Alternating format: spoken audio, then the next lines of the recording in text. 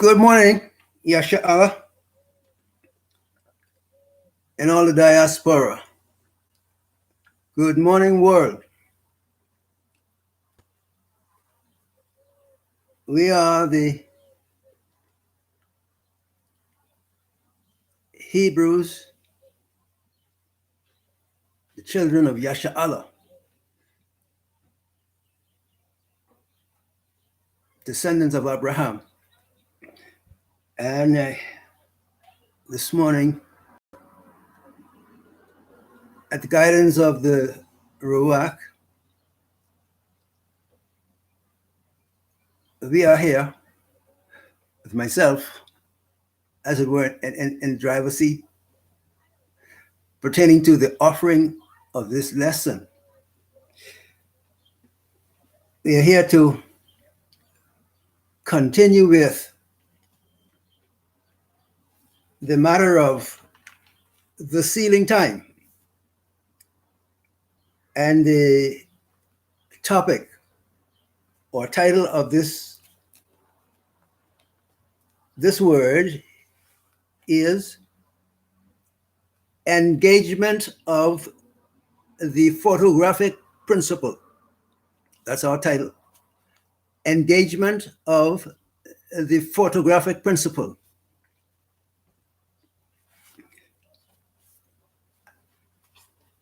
At length, we have studied from the books of Jeremiah and with emphasis on the whole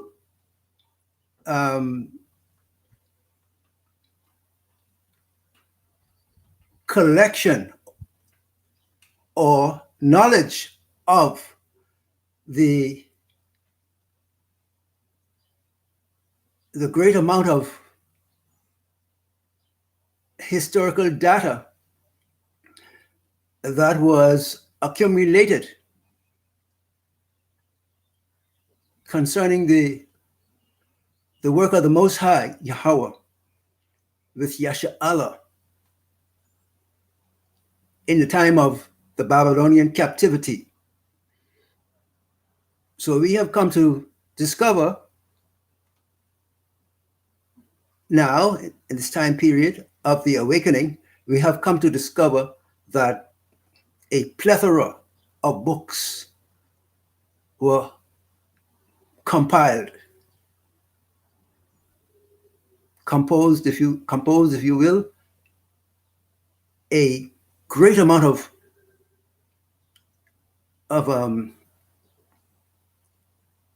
work, written works of Yasha'Allah, with special reference to the house of Yahweh, the house of Judah, so-called. And so the basics of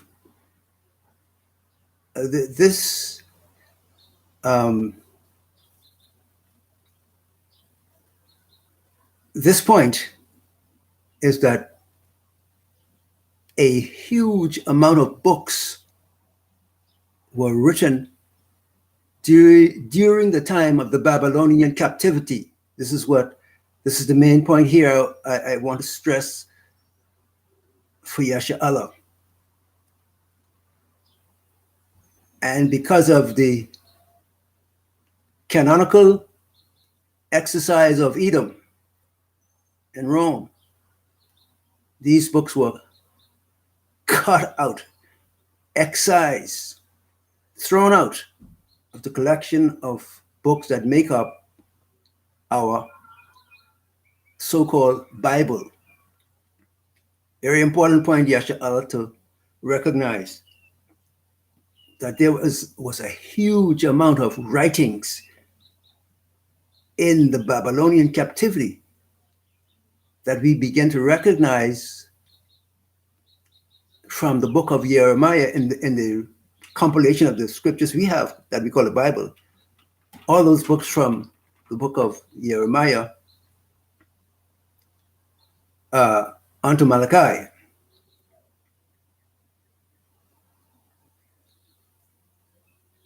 I say again, the books from Jeremiah and the scriptures as we have it now to Malachi, including the books of the Apocrypha and other books that make up a huge, again, I'm using the word huge, a vast amount of writings of our forefathers were compiled during the Babylonian captivity. And so we only have a few of those books. And among the complete books of the 66 that we have in our scriptures, these have been, as it were, torn apart. So the composite wholeness of the scriptural utterances of these books are incoherent or is made incoherent to us in our reading of the scriptures and our attempts to unify the thought of what is being said as a whole in the scriptures. This is a point we have to contend with Yasha Allah. I mean, for instance, then, if the books from Jeremiah that we have, from Jeremiah in the scriptures now that we have, from Jeremiah to Malachi, were also a part of the writings of the Babylonian captivity, or that were done in the Babylonian captivity. And when you study the Babylonian captivity with respect to the books that were written, you find that in this canonical arrangement that we have called the 66 books of the Bible, you will find that the books that comprise that whole body of work of the prophets of the house of Yahweh, Judah in particular, amount up to a vast amount of writings. And so even what we have here in our 66 books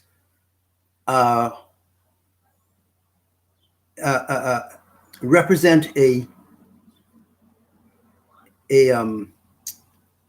editing process that have scattered the wholeness of the understanding of the revelation of the Most High to Yasha Allah.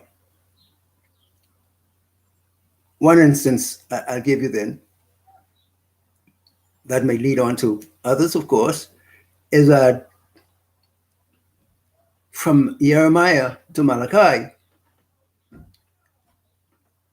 you have the book of what we call the Chronicles and Ezra and Nehemiah, that are presented as individual separate books. These are all included in those books that were written in the time of the Babylonian captivity. But you have them scattered out in what we call the Bible today. They're scattered out as individual units. So the point I'm making is that these books basically were all together in the period of the Babylonian, written in the period of the Babylonian captivity. So when you understand that, Yasha Allah, you are able to now navigate the scriptures with a wholesome concept or understanding of the word of the Most High, Yah. that he gave to Yasha Allah, leading up to what we call the New Testament, that are, in other words, books of the renewed covenant. And so from Malachi back down to Bereshith or Genesis are those books, inclusive of the ones we're making mention of, those many books that were taken out of the canon and left aside as unimportant, according to Esau and the Roman Catholic Church. Those books we now know are part of the huge amount of works written under the old covenant, the original covenant of the Most High Yah. So armed with that knowledge, Yasha Allah, we can go into this matter of the sealing, as we are in the time of its revelation, as we are in the time of its ongoing processes.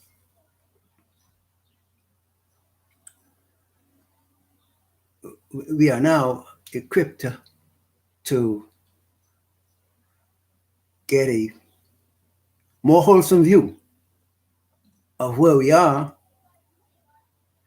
in relation to our historical placement in time, history, time, and with regards to the arrangement of historical facts in the life of the 12 tribes, aside from, all the extra writings, pertaining to offering knowledge of history and of the history of the 12 tribes in particular. So we're looking at the engagement of the photographic principle. And indeed you do know that many people, and we look at it more holistically from the point of the family need for preservation of its history within the family itself.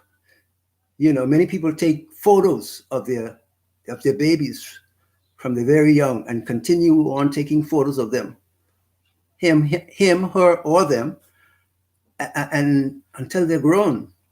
And in fact, it's an ongoing process whereby the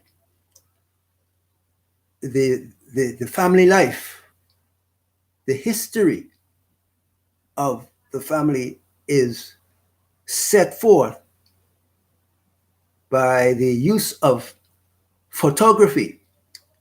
And so you would find that it is usual that families would have photos of the babies, photos of the marriage of the couple, right? That became a husband and wife, and thereafter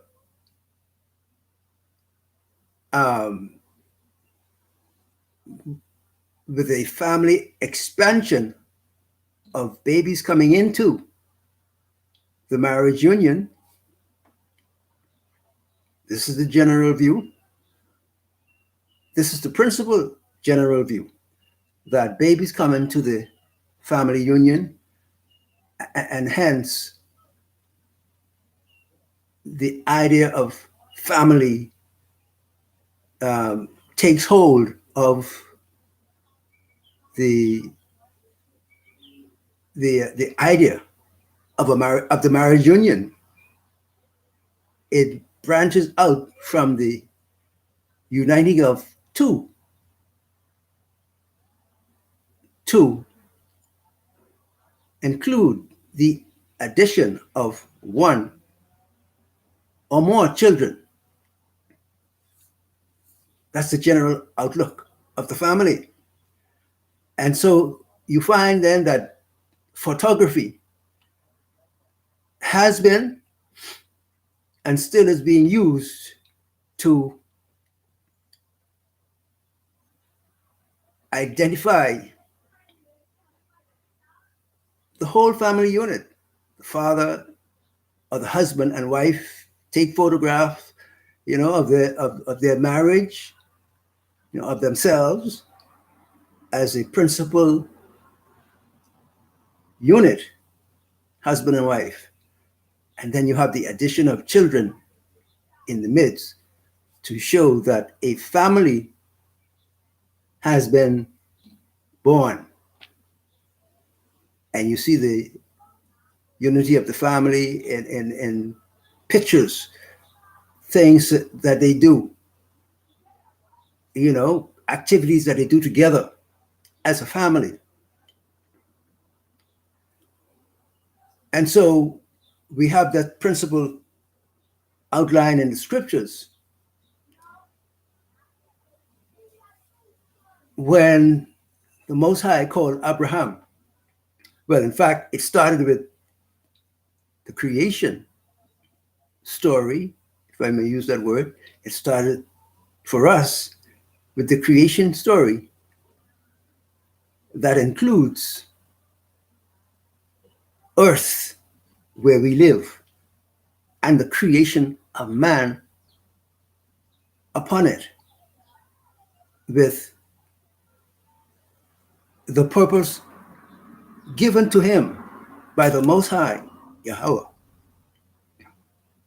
to be the ruler, if you will, of the earth, to have rule over the earth. So it is expressed in Bereshith, in Genesis. Let us make man in our own image, and let him have dominion over the earth and all that is in it. That's the principal expression of Bereshith, Genesis.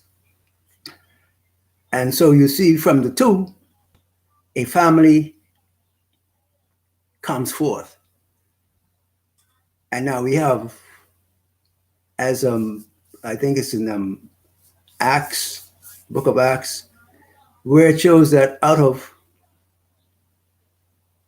the one family, or out of the one man, I guess, if you will, comes all these nations of the earth that we have, that we had in the past, that death has wiped out, because death became a part of our existence through sin. That's a key factor. And sin came into the earth by the envy of Gadriel and his hatred against the Mashiach in the Shamayim, in the heavens. And so since he was uncontrollable, according to the book of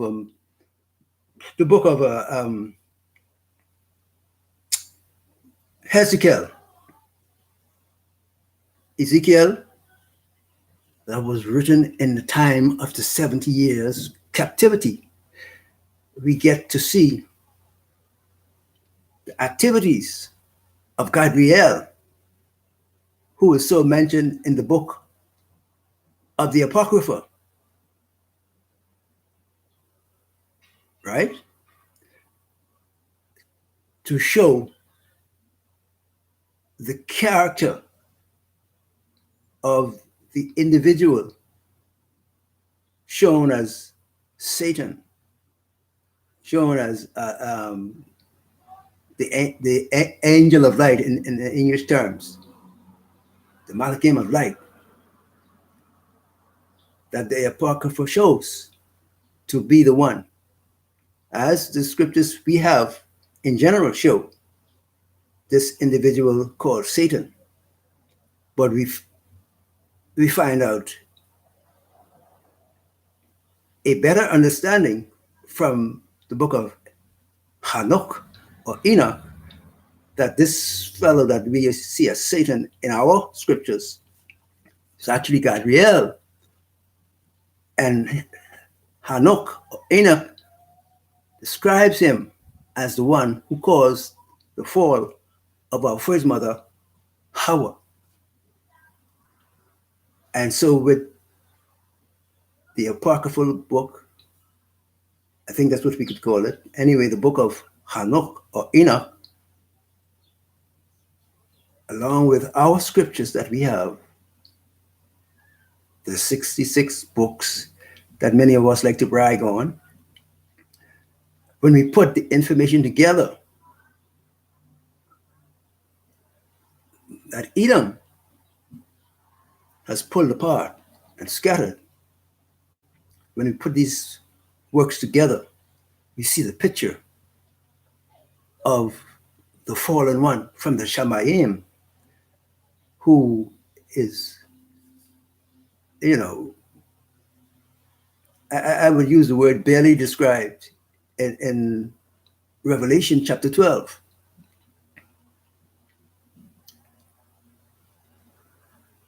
The one who had an entourage of Malachims with him in the fall from the Shamayim, from heaven, onto the earth, and having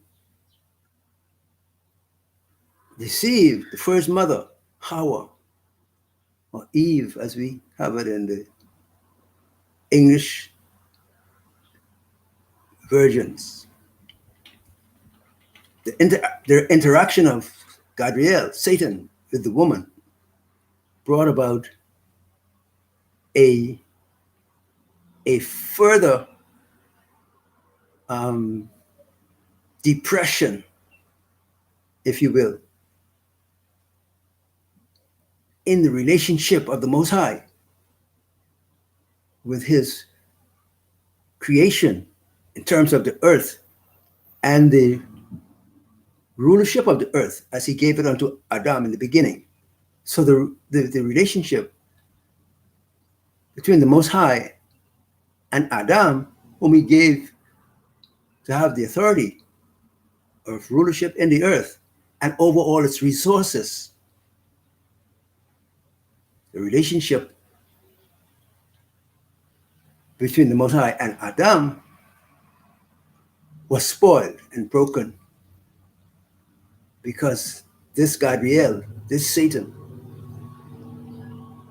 had gotten the confidence of the woman to allow him to enter into the marriage relationship, to become a part of it, and in fact, to take it over under his rule.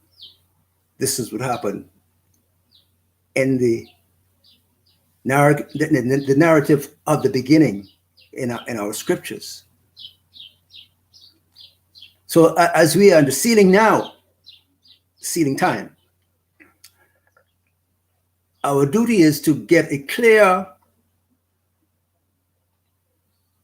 genuinely clear understanding and recognition of the principles involved in the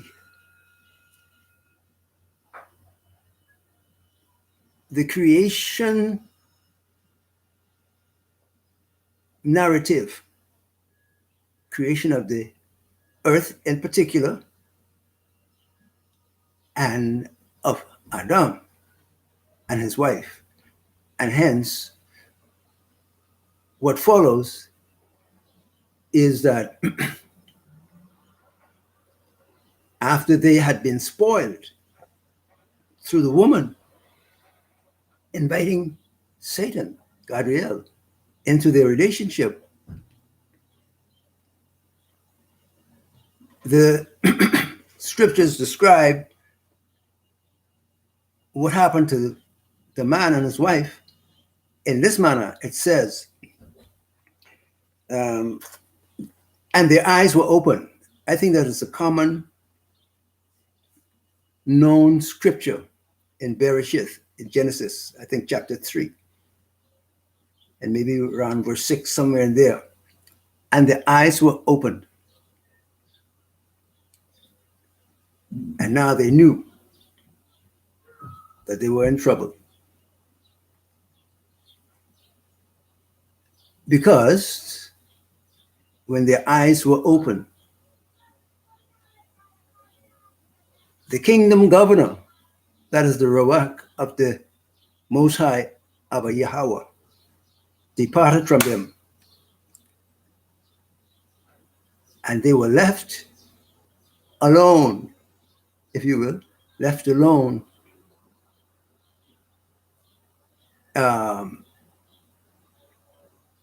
having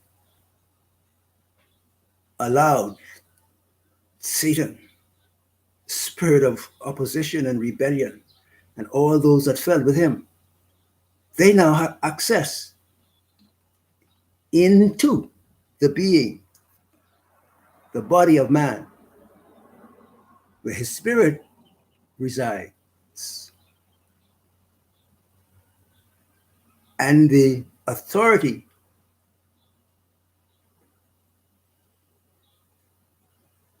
to govern man from the heavenly realm was lost. The kingdom governor was lost. He departed because man, in the fall of Adam, who yielded to the seduction of his wife, allowed the spirit of Satan to enter into the relationship, and it has been disturbed ever since. So all through the formation and building of nations that you see recorded in the scriptures as they are, and that you see through the historical offerings of the nations of the earth, all these speak to the fact that Satan and the evil Malachims that fell with him had gained control over the governance of the earth. With the fall, the kingdom governor had left. That is the Ruach, the spirit of the Most High. That's how the Most High, conducted his rule, his sovereign rule over the earth, by being the king, the possessor of his agents that were to govern the earth and rule over its resources for him. Giving you a simple explanation now. I'm simplifying then the explanation of what happened in Bereshit. As we look at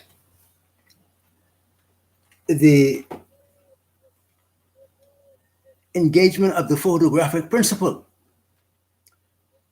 And so, at first, the photography of the marriage relationship, the photography exercise in the marriage relationship was originally conducted by the Most High.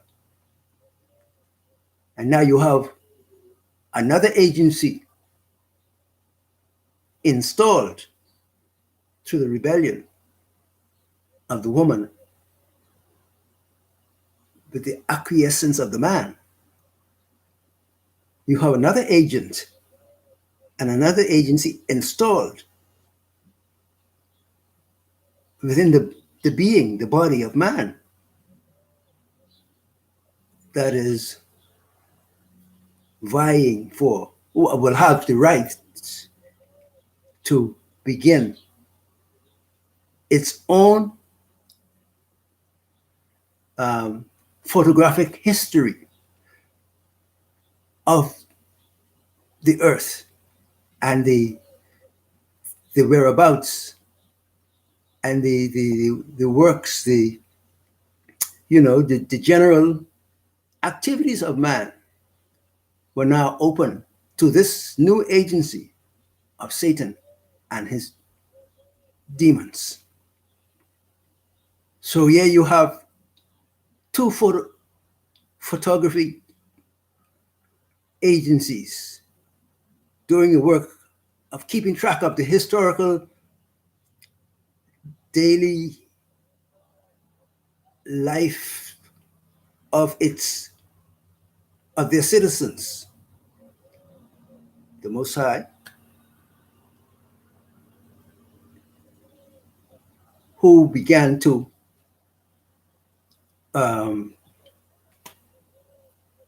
secure his investment in humanity from the point of view of the line of Adam, the children that were born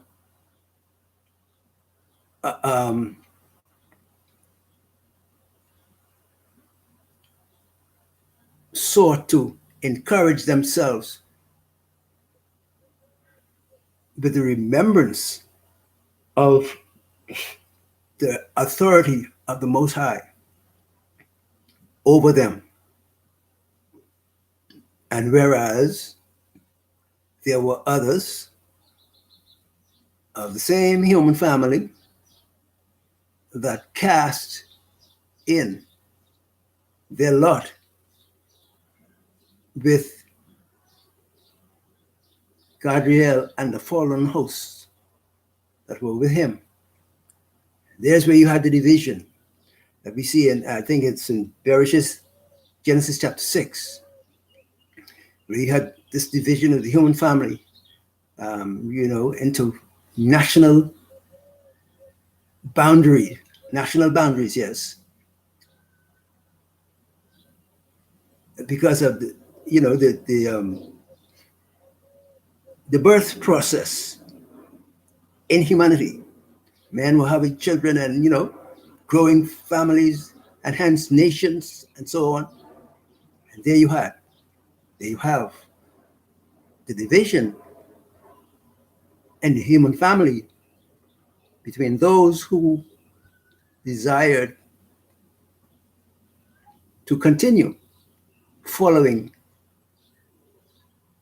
the Torah of the Most High and those who cast in their lot with the newcomer, Gabriel, Satan, and all the fallen Malachims with him, that led to the founding of Babylon,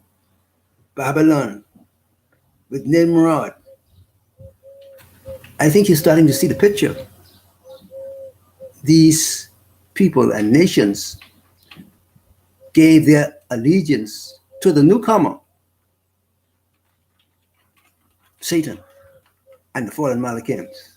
And so you find a multitude of nations now inhabiting the earth, and the dividing line between those who would follow the ways of the Most High as originally intended for the earth, there was a division in terms of those who no longer wanted to follow the dictates of the rule of the Most High and were thus led to seek after building up their community or communities under the principles of Gadriel and all the fallen ones. So the one of the things about the way the scriptures is set up or shown to be set up is that there's not a full photographic view of the spirit or spiritual hierarchy as we have now. I might say, principally due to the revelation of the word of the Most High, Yah, Mashiach.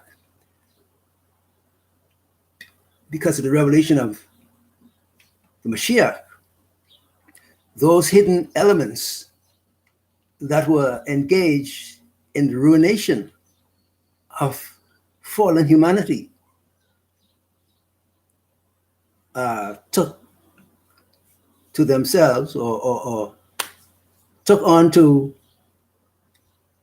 showing forth their allegiance to the fallen one and his government with all the demonic hosts. And this is where you have the division of nations in the scriptures, because of these nations that turned themselves completely over to the rulership of Gadriel, Satan, and his principalities and powers. This is what is going on in the scriptures. And so as the people of the Most High, whom we would see as eventually we come to recognize that Adam is among the line of the chosen, our first father, and because of him, you have the call of Abraham and the oath sworn unto Abraham by Abba Yahweh himself to make of Abraham this great nation. And in the making of this great nation, the coming forth of the one who is designated to take on the mantle of rulership of the whole earth according to the mandate of the Most High Yahweh.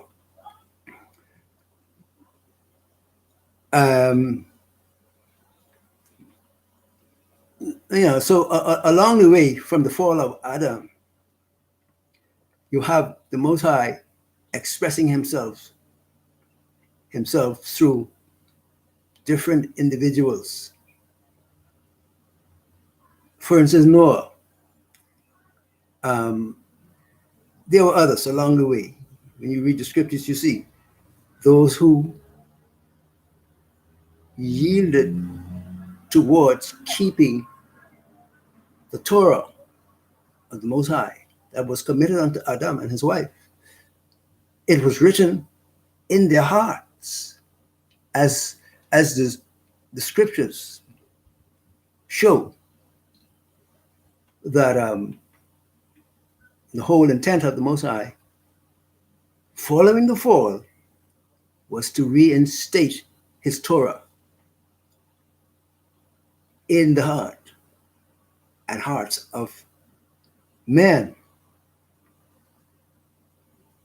but in his orderly way, his orderly manner of directing his kingdom business for the sake of the earth. He had to choose for or choose out of the earth the people, the instrument that would be under his authority and engaging his principles of order, his Torah, to regulate the ordering of the earth, ordering of the earth in terms of managing its needs, managing those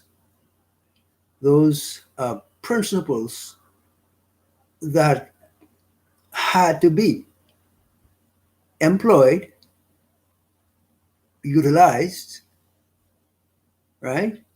Engaged with, engaged in to secure the Torah, the Torah influence and authority over the governance of the earth.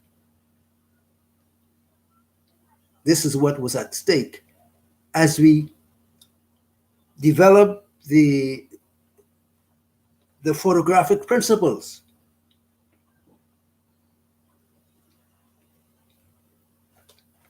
concerning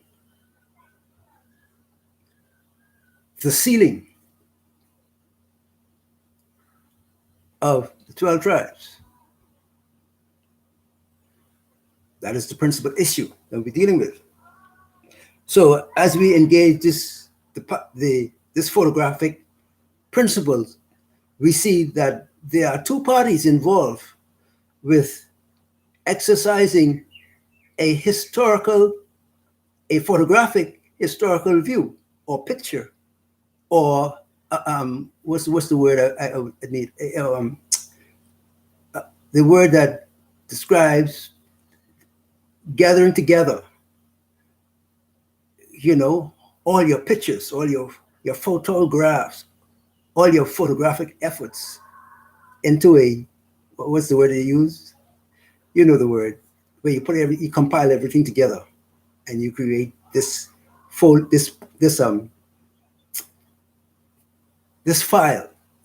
of your photographic efforts, and you show the family from the time of the marriage of the father and the man and the woman, and the children as they come along, and you would show the development of the children, early childhood education, and so on and so forth, to the time of their graduation from college, university, what have you. You have a photographic history of the family. And so the Most High, in like manner, choosing Abraham, begins his photographic endeavor to catalog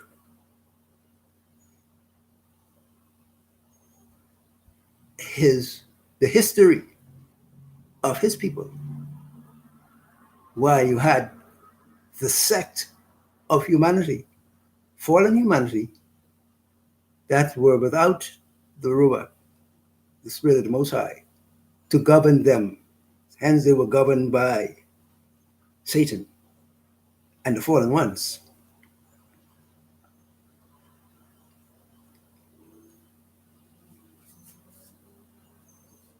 To bridge the matter of concern here, which is the photographic principle that is concerned with managing, the history of the marriage of the nation. Well, we can look at ourselves as in a marriage, as is described succinctly in the scriptures. We are told, and I won't get the scriptures up here, but we are told that we are married. The Most High has married us. Like principle.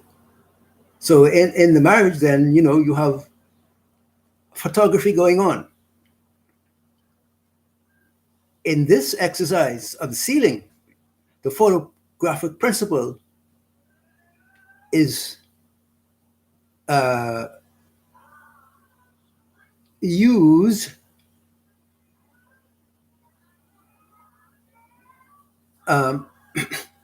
to verify who are the people of the family, beginning with the father, the man and the woman, as the head of the family. In our case, the head of our family is the Most High as the creator of heaven and earth, and then creator of the man and the woman initially. But we recognize the breaking away in the fall of man, whereby there has been a split in the family. I'm talking about the human family that sees a tearing apart of national unity, or the unity of the human family, so that there are a portion or portions of the human family that have sought to maintain a relationship with the Most High. And there are those who have sought to have the newly instated power that gain entrance into the being of man at the fall. This is the entity and the power structure that, I guess I have to say it, that most of the dwellers upon the earth have yielded themselves to. The fact that Satan has gained entrance into the body of man, and from there has been tearing it down, having it diseased and broken and refashioned under the photographic principle. He has been forming his image in the human family. And so the work of the crucifixion of the Mashiach was to, once again, secure a genuine image of the Most High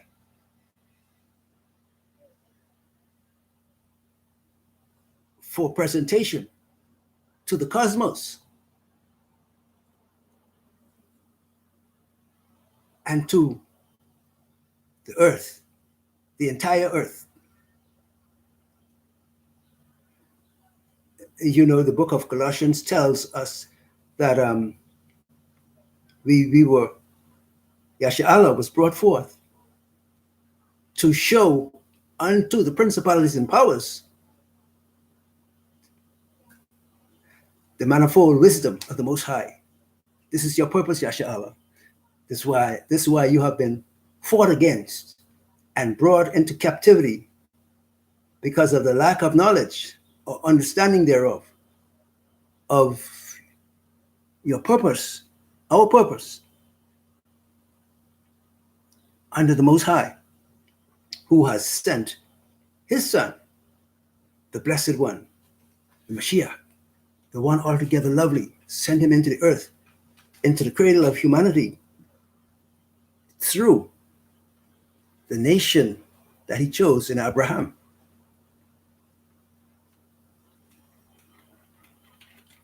A nation consisting or made up of 12 tribes. Show forth his esteem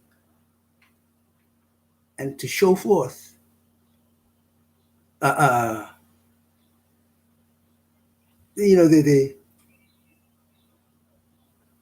knowledge of the mystery of his dwelling with us and in us as his people, to show forth what is this mystery that is brought out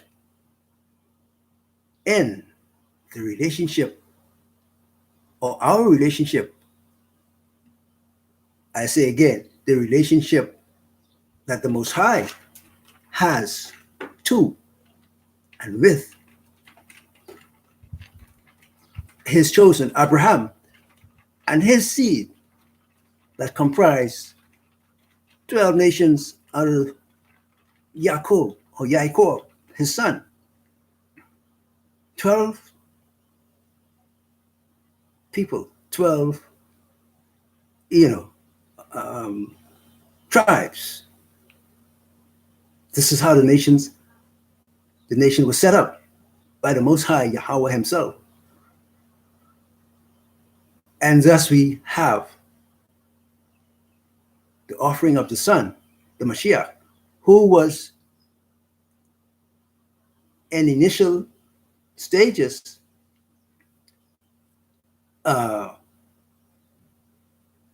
brought to view by a birthright offering in the book of Bereshith again. And this birthright offering was presented to twin boys called Esau and Jacob. Regularly we say Jacob, Yaakov in the Hebrew. And Esau despised that birthright, wanted nothing to do with it. And I've been sharing with you some insight into the background of Esau and his growing years when he was having his hunting episodes. He was having communion with the fallen ones who were already in the earth, as we know. This is what he was doing, having communion with the fallen ones that were showing him a way of having conquest over the earth and its resources without going through the passage or the channel of the original birthright offering, or the requirements of the birthright offering, that was to commit to the sovereignty, the knowledge of the sovereignty of the Most High, and allow his Torah to guide the life of the citizens of the covenant. So the covenant was to bring forth a national entity, a people that would be a cradle to produce or to care for the birthing of the principal offering of the birthright turns out to be the Mashiach, whom Esau despised, wanted nothing to do with. That's his record. That's his history. That is the photographic imagery of his dealings with the birthright offering. Instead, Esau, like a serpent, spins around on the matter of the birthright offering, and has used himself to form nations, as we see in the case of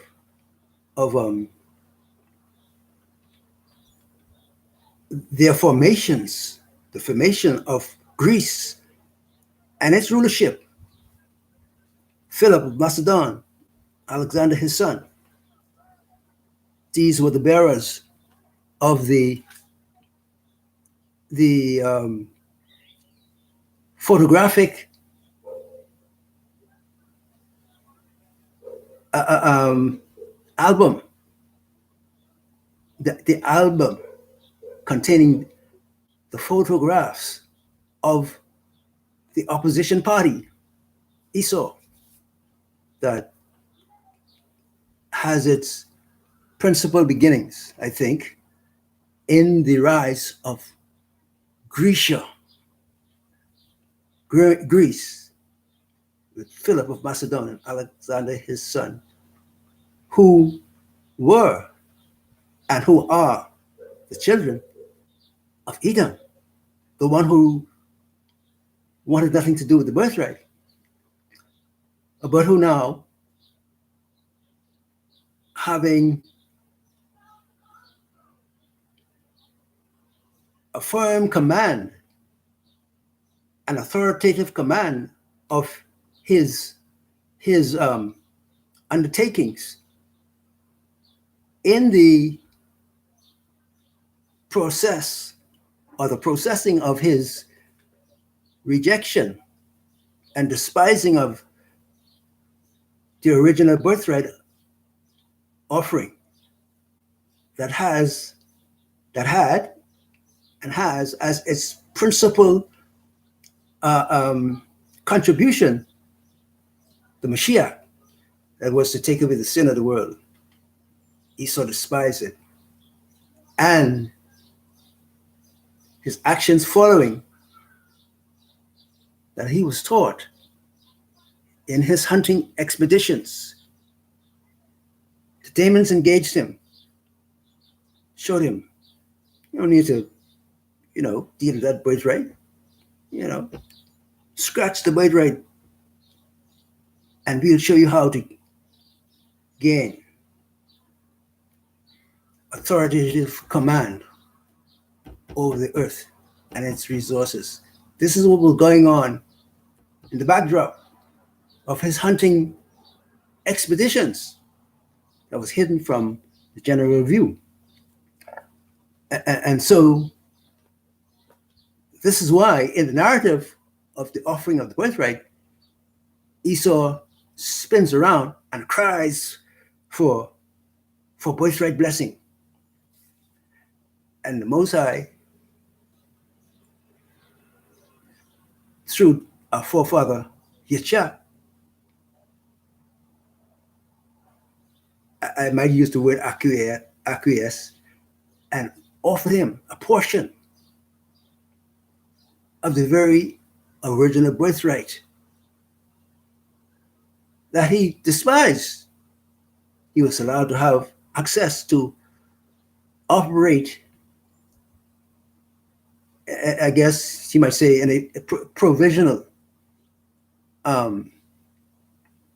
manner. His receipt of birthright and from Philip and Alexander his son and the generals of Alexander that descended into Mizraim and learned the ways of Mizraim and how to conduct enslavement of the 12 tribes. This is what they went to learn. And hence, when they came off of that training program, Edom, Esau, Greece, when they came off of that program of training in Mitzrayim, they were fully prepared to handle, to maintain a oppositional government to the Most High, and the people that were committed to the program of the Most High to maintain his presence in the earth and to maintain the doing of his Torah. These are the photographic images I want you to see, Yasha'Allah. And so Yasha'Allah became absorbed with, the album of their photography, or of their photographs. The Most High was the photographer, and he passed on the knowledge of photography to his son. So the word came in the flesh, passed the baton of interest in the preservation of a people that were to the honor of his name and his manner of the maintenance of authority over the earth, to govern it, to dress it, as was the original language given to Adam, to dress it, to keep it, and to maintain it in a manner that would represent the authority of the one who gave the earth to be ruled over by the man that he chose. So hence, the people that came out of the man that he chose, these were the guardians to take care of the earth and its resources for the Most High. So hence we have before our eyes, and as the scriptures portray through the offering of the covenant,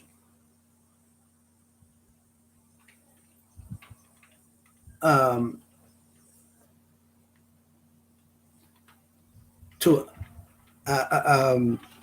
Esau and Jacob, you see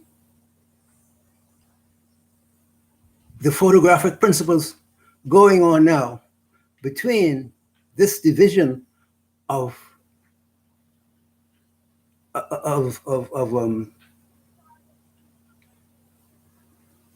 peoples. Let me say it that way. I'm looking for other words, but it's slipping by me right now.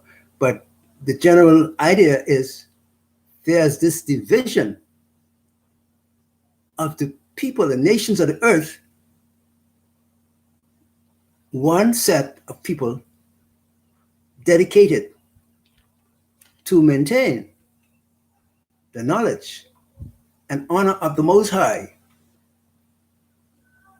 that gives them the stamp of approval to manage the earth and its resources. And then you have the opposing side, or the opposing force or forces of the people who chose Gabriel and Satan, who got his way into the earth by the fall, when the woman decided to take his word above the word of the Most High. I want you to see it clearly now, Yasha'Allah. This is for you to see. We're putting it out there for the whole world to see and understand. And so the people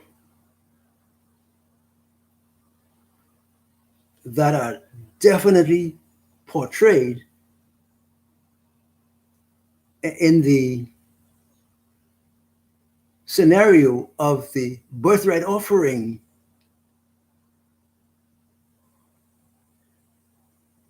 that was being dealt between Esau and Jacob, you find Esau, these two individuals coming forth to represent the views and the ideology between opposing parties for the governance of the earth. This is what was going on. This has been the principal photographic imagery that the whole world has to be dealing with. Nations have to be ordering their lives according to the production of the imagery that is presented to them concerning these two opposing parties. For Esau chose. So I was sharing with you in his escapades of hunting and getting venison for his father, Yishak. He was consulting with demons and getting knowledge from them concerning how to usurp the blessing of the covenant that was offered to him at the beginning. But he turned it down because of the offerings of Satan and the demons to him that told him that he could have it all without having to deal with this, this other thing that the Most High was proposing, to have this son come forth and to go through the protocols of passage through the identification processes of the Most High that would give this offering of the birthright coverage and authority to be the principal ruler of the earth, over the earth. That's what we're concerned with. That was the principal issue of the birthright. And that is what Esau despised, because Satan told him in their private meetings that he could give it to him without him having to please the Most High, go into this process of inspection and all of that, and all these governmental requirements for kingdom,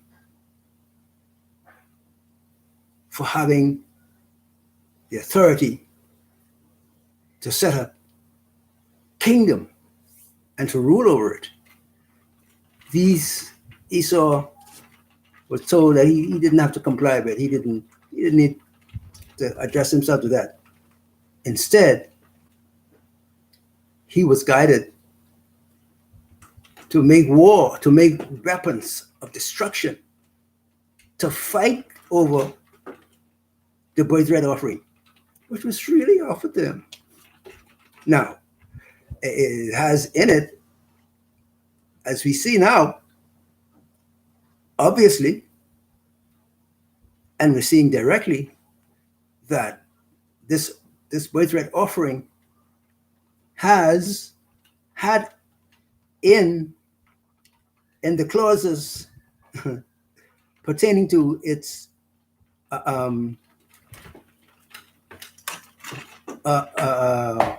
realization, how it would come about that this individual of the birthright offering coming forward to maintain the earth and the care of the earth as the Most High demanded it from the beginning with Adam, the birthright offering would be as Isaiah tells us in chapter 9, that unto us a son is born, a child is born, and a son is given, and the government of the earth was to be upon his shoulders. This is the principal issue in the photographics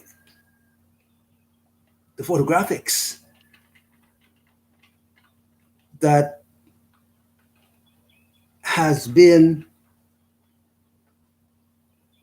in process of filing away its its production of proof of family origin. And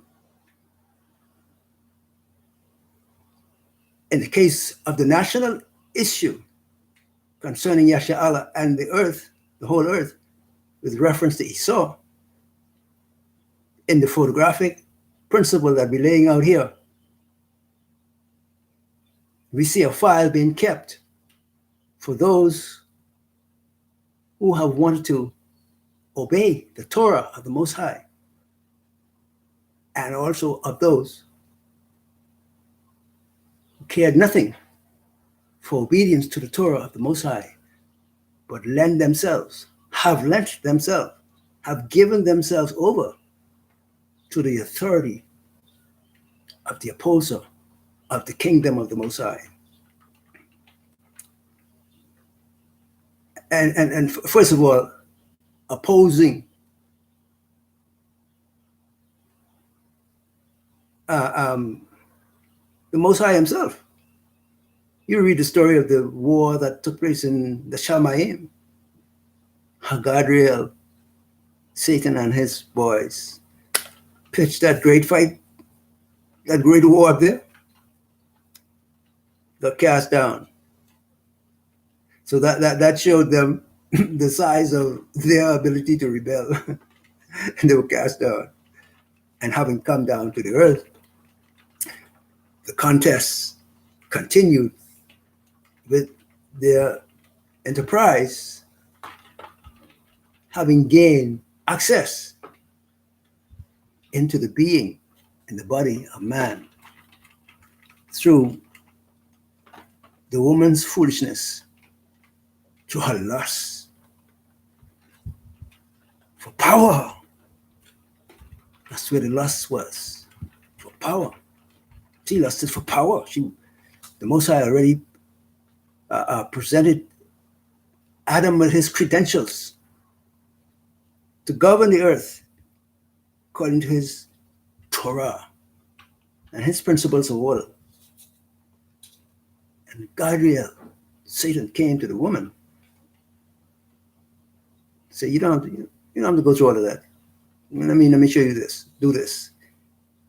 And in her doing this, we have the fall of man and the induction of Satan and those fallen Malachims with him into the human family. This is the message of the photographic principles that I'm sharing with you. So you have two sides doing photography. Bing, bing, bing, bing. The Most High, he's keeping track of the files, and he has employed the Mashiach to order these files and to verify that they are authentic to the credit of his kingdom. And you also have Gabriel, who has stole his way into the human family through the foolishness of the woman And he has been setting up governments of the world, government after government that have risen and fallen, all in opposition to the Torah of the Most High Yahweh. And now the Most High has committed the power to execute the, the authority of governing the earth according to his wishes. All this power and authority has been handed over to the Mashiach, who has also, in the process of his being exposed or brought forth, birth, to be the king, as we shown in the book of Isaiah and on throughout the scriptures.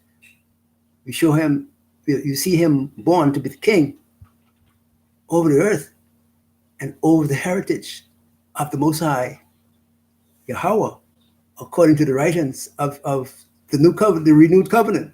I think you find it in the book, in the writings of our forefather Shaul, that the Mashiach has been granted privilege and authority to manage the earth in accordance with the Torah of the Most High. This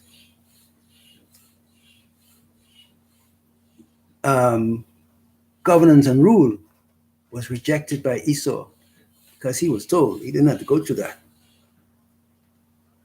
He could develop nuclear powers, a nuclear arsenal that would earn him the right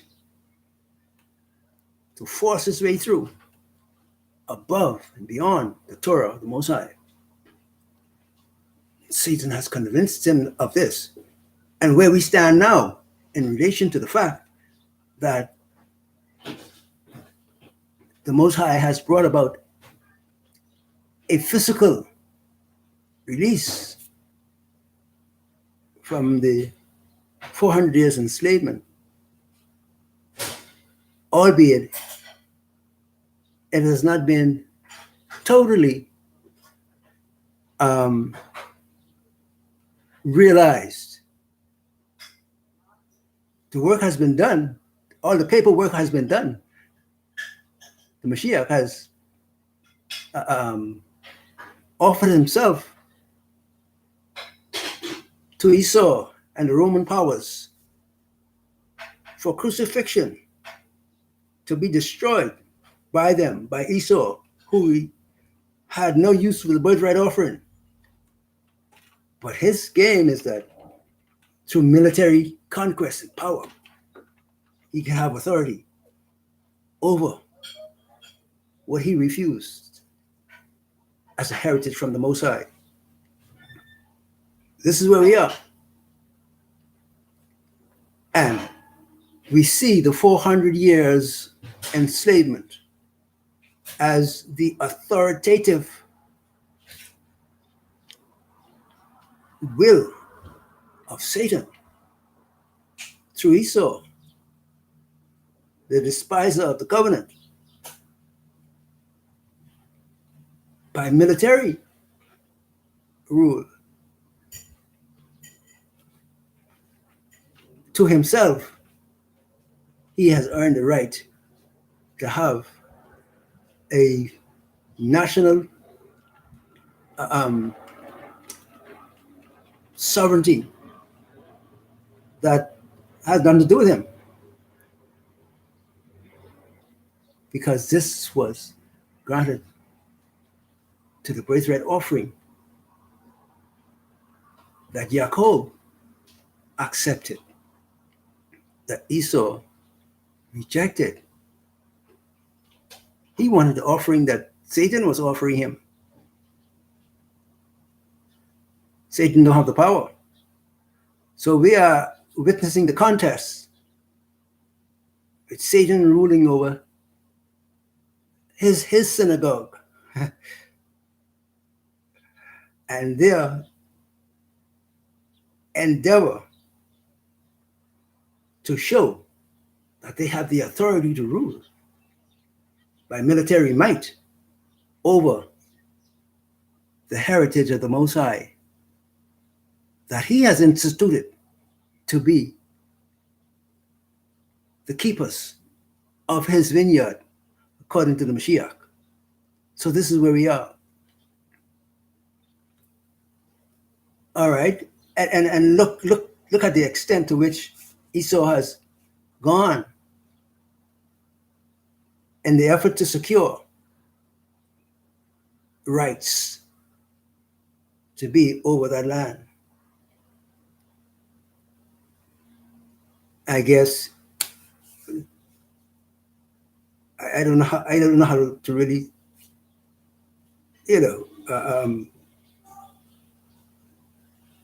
I'll try to express it anyhow. Esau thought to himself that after having brutally destroyed the Mashiach, according to him, he destroyed him, and wrote a document called the Nicene Creed to document his work that he started from the rejection of the birthright. He's got the Nicene Creed documenting his victory of rejecting the birthright and his obtaining of authority over the birthright offering. Therefore, when he had finished the crucifixion of the Messiah, having already established his Catholic church and community that were in complete defiance and opposition to the scriptures and the authority of the Most High, the authority of the Mashiach, they turned around to the creation of the Christianity that has spread throughout the earth, to create another file, an additional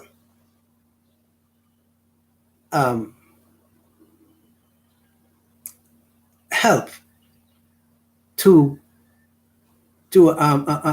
authenticate their file. They gave themselves over to the creation of Christianity and had the audacity to drag the very one that they crucified, to drag him into to their churchianity creations. Of course, and doing all of that, they had to create a name for him. And you got the name anyhow. They had to create a name. And photographic for the world, to imprint it on the minds and hearts of the populace of the earth. They gave it the name Jesus. Garbage. Satan. All this is the photographic work of Satan to give or to seal, get the word? To seal his image that he has imprinted on the minds, the hearts of the people that have committed themselves to the requirements of the Most High to seek his face and his Torah, whereby they were given, authorized to be the inheritors, the meek that shall inherit the earth. And there we have, here we have, in this world, where I live in Freeport, Grand Bahama, a stone throw, as it were, from the land of Africa, where you can find the nation or the homeland of the nation of 12 tribes that is being squatted upon by the very one. The people are the one who rejected the birthright from the initial offering of it, as we see in the book of Bereshith, Genesis. So this is where we are now. The Mashiach, having been brought to light out of the cradle of the 12 tribes, the heritage of the Most High. He's been brought to light, the hope of life, the hope of eternal life. He who showed his absolute command over nature, over the forces, all the forces, visible forces, invisible forces, yes, visible forces, all of them. The demons, they took to a marathon sprint when they saw the Mashiach in the land of Yasharel, the land today that is called the land of the Israelis. Satan and his demons, they were on a speed marathon when they saw the Mashiach. And here it is, the same Satan is spurring on his synagogue of Edom, spurring them on to garrison themselves for a fight with the Mashiach for the land, the heritage that they despise. They don't want nothing to do with it. But the thought of creating havoc, fighting and robbing and this antagonism, this constant, unending antagonism, this waging of war and warfare among the nations. It's the work of Satan that he has committed to Edom, his son. This is where we are. So the sealing time, this sealing period, where we are now, is the authenticating process that was, or that has been procured by the crucifixion of the Mashiach. Because since the Most High was doing the photography of his national thrust concerning the 12 tribes, with the Mashiach as the leading principle in the birthright, the Mashiach. So he is the one to whom all power, all authority has been given, as we see in the book of Matthew, chapter 28, all power given unto him to maintain the governance of the earth and to maintain the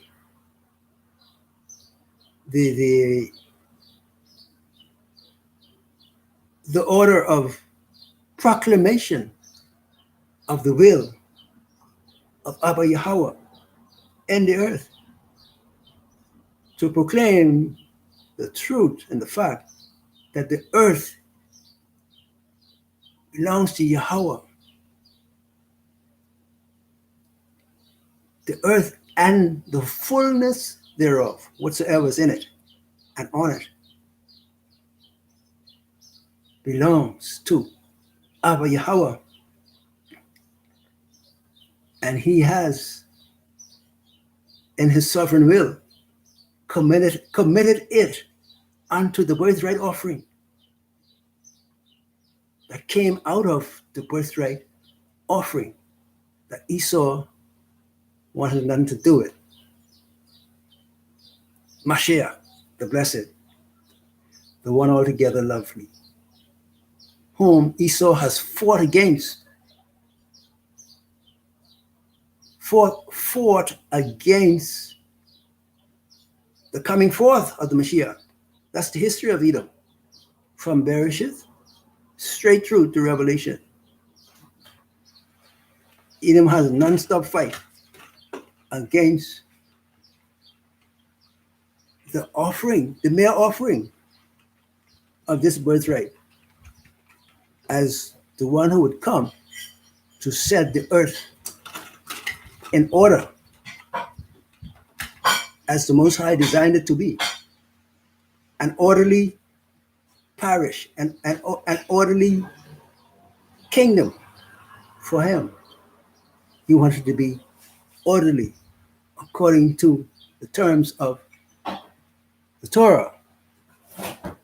Esau, on the other hand, wanted to do that.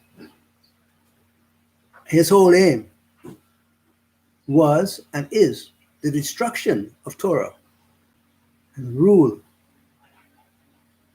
of the Most High that is now given to the chief blessing of the covenant that was handed to Esau.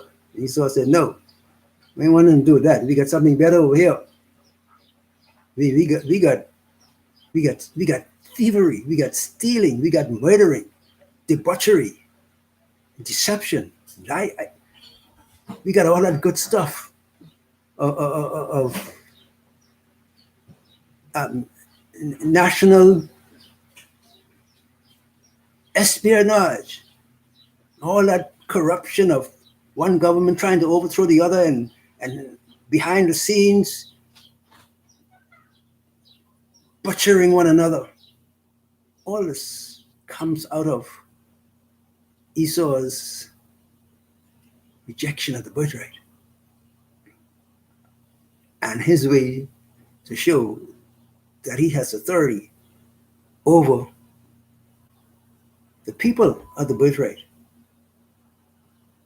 and the will of the birthright itself. He's showing his absolute rejection of the birthright and his will, his desire to rule the earth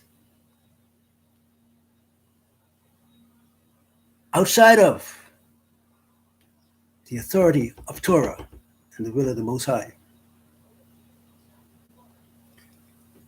And so we see then the work of Esau in the aftermath of the crucifixion, when he saw that indeed Mashiach raised up from the dead. This caused mayhem in the kingdom of Satan. And we have a reference in scriptures that say, if the princes of the world knew, they would not have crucified the master of esteem if they knew. But this was their mission from their birth. Their mission was to get rid of all claims of the birthright to power and dominion over the earth, because Satan had gained an entrance into man. When their eyes were open, the demons flooded in. And in the exercise of the 400 years enslavement, the chief idea in the enslavement process was to drive out any remnant of the spirit of the Most High out of the captive slaves, to reduce them to nothing. No spirit of the Most High in them, no desire for righteousness, no desire for peace and unity and brotherly kindness. All this Esau was in his glory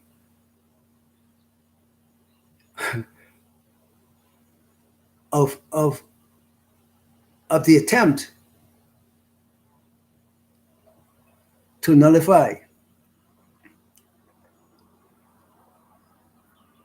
the works of the principal inheritor of the covenant, Mashiach. So the 400 years enslavement was the encapsulation of a photographic exercise of Satan to imprint himself on the minds and the heart and the memory of the captive slaves. He was going to imprint himself. The image of himself was to never be forgotten after the exercise of the 400 years enslavement.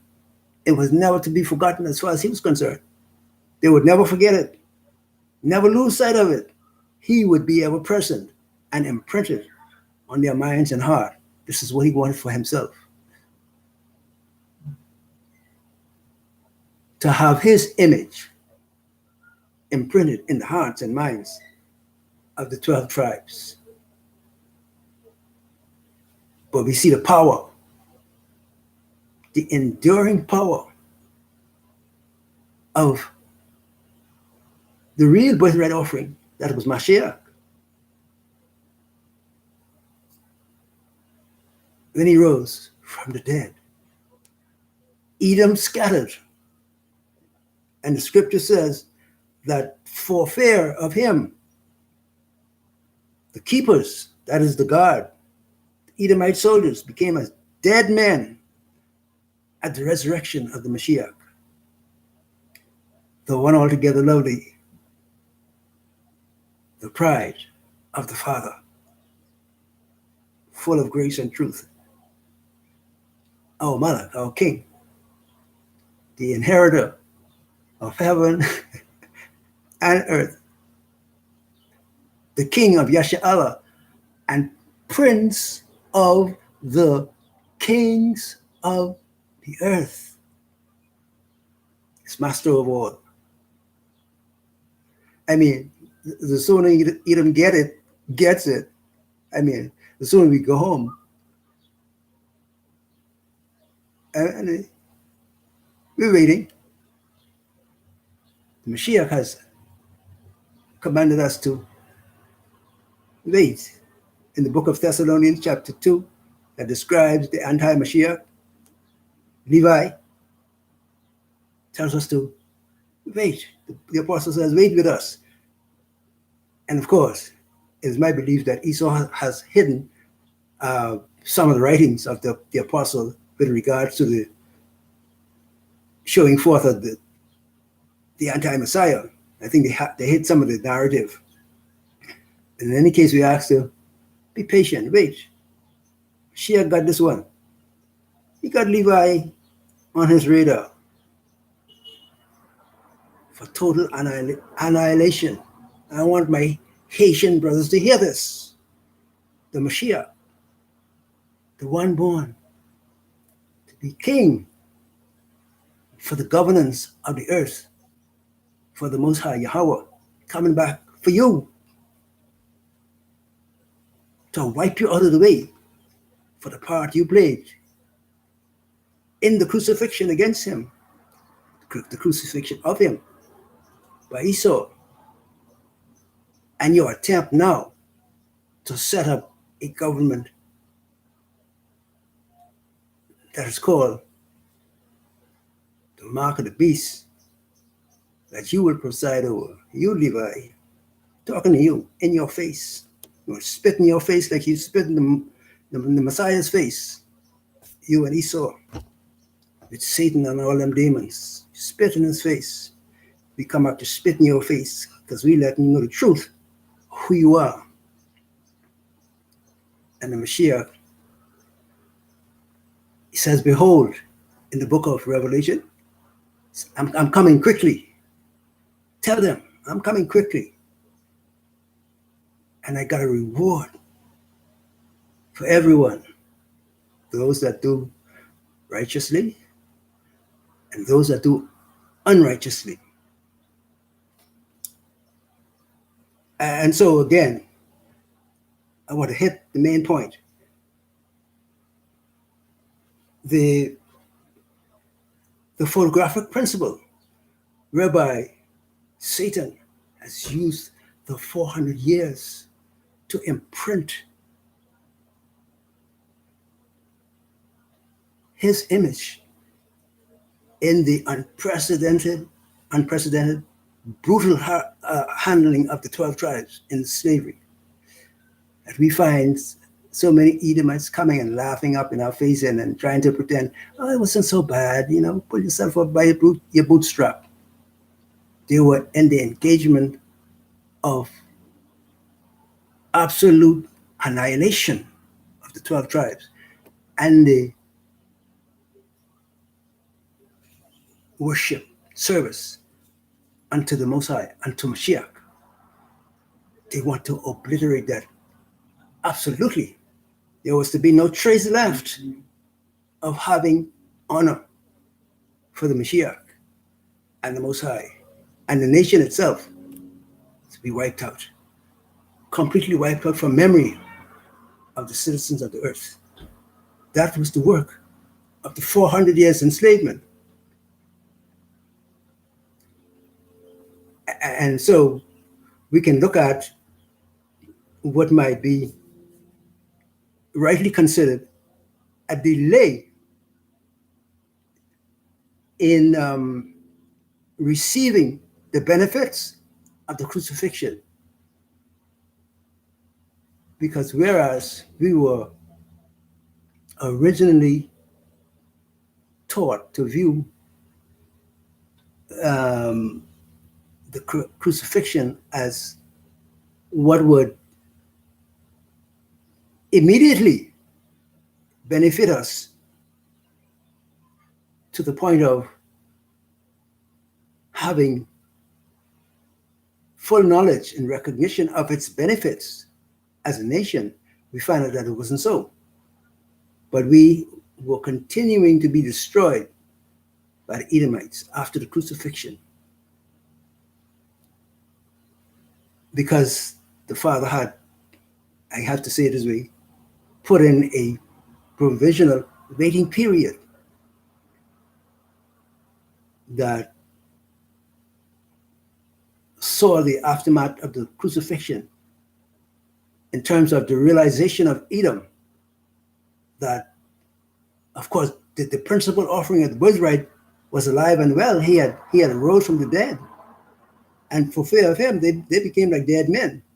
This is the record in the scriptures as we have it. And in their record of the Nicene Creed, he rose. And so the 400 years in the aftermath of the crucifixion was the Most High's putting in of a provisional time to allow for a perfect understanding of what the Mashiach had done. The soldiers of Rome knew it. Edom knew it. So, taken with fear and trembling, they set about setting their traps. Again, wherein they created this Christianity that would pretend worship for the Most High, but under their satanic name, Jesus. This was the trap following the crucifixion, to show a view of the Mashiach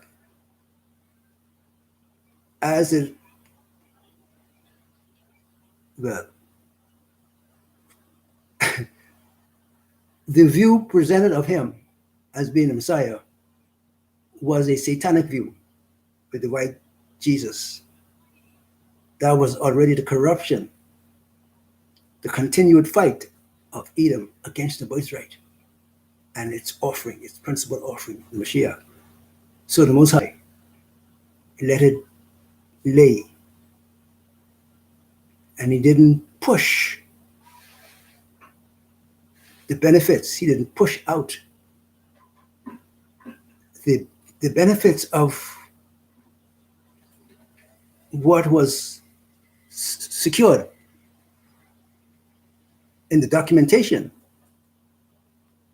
of benefits to Yasha, as we have it written throughout the scriptures, what their rights were pertaining to the procuring of those rights by the Messiah, the crucifixion. So the work was carried on by Edom in an undercurrent, underhand fashion with the help of Levi to hide Mashiach and his work. And the photographic principle has continued its work to create the image of Satan in or within the framework of the national psyche, if you will, the national mindset of the 12 tribes. The picture of Satan was being developed, and the 400 years enslavement was the exercise of a full development of the image of Satan in the 12 tribes. That's what the 400 years enslavement was about. Develop a full image that you see, that you and I see today as the Baphomet. That is the image that portrays what you and I were destined to become. That's what we are supposed to look like. That is the principal image of Satan that has been given for the 12 tribes to be a reflection of that image, that ugly, disgusting image. I'm giving it to you. I'm trying to be quiet to help you to drink it in, Yasha Allah. The image of the Baphomet, that's what you're supposed to look like after the 400 years brutal enslavement. That's the imprint. That is the imprint that in the spiritual realm is there for you to represent. And hence the sealing. The sealing is for the imprint of the image that's shown forth in power with the resurrection of Hamashiach. This is the image that the Father has put upon you. That the 400 years enslavement sought to eradicate and get away, turn away from you, so that the image of the Baphomet could be clearly what you would desire to have as your representation of the image of power, the image of deserving your worship and your submission.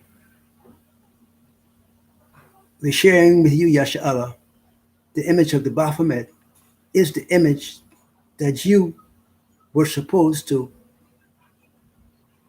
replicate. This is the image that you were meant to portray to the whole earth that would show forth your submission to the authority of the kingdom of darkness. The Baphomet is that image. There you have it. And so when the scriptures talk about the image of the Most High in Mashiach, it talks about we all beholding as as though it was in a dark glass. We see the image representing the Most High. This image is the Mashiach, that by beholding we become changed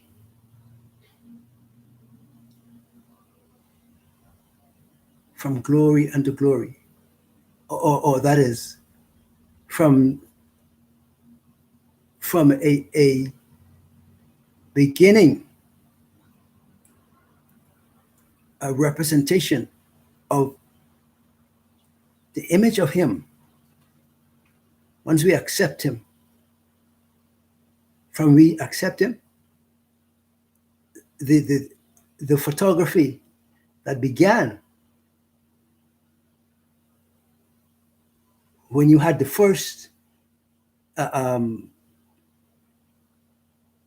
desire and determination to follow the Torah of the Most High. The Most High was doing His photography, taking the picture. And He developed the picture with the birth of the Mashiach, Shaka. He developed the picture of the Mashiach, of Himself, that you and I, as adherents to the teachings in the Torah of the Mashiach, we become transformed to that image, as the scriptures teach, from esteem into esteem, more and more, day by day. The imprint of the image of the Most High is being generated, more enhanced in us until the time of full exposure. In the book of Yochanan, first Yochanan tells us, behold, what manner of love the Father has bestowed upon us, that we should be called children of the Most High. But as of now, we really don't see the full picture of what we should look like. But we know that when the Mashiach appears, that we shall be like Him, because the transforming process is ongoing. The Father is snapping, the picture of your home life, how you mature, how you grow, what is going into your growth, and what are you putting in. And He's taking the pictures, portfolio. He's building a portfolio of photography concerning you, Yasha Allah, as well. Satan is on the other side doing his photography.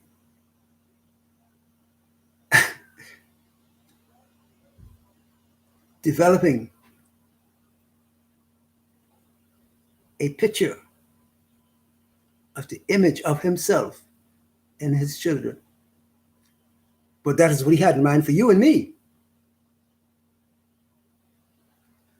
I show you the picture of the Baphomet. That's what you were supposed to look like.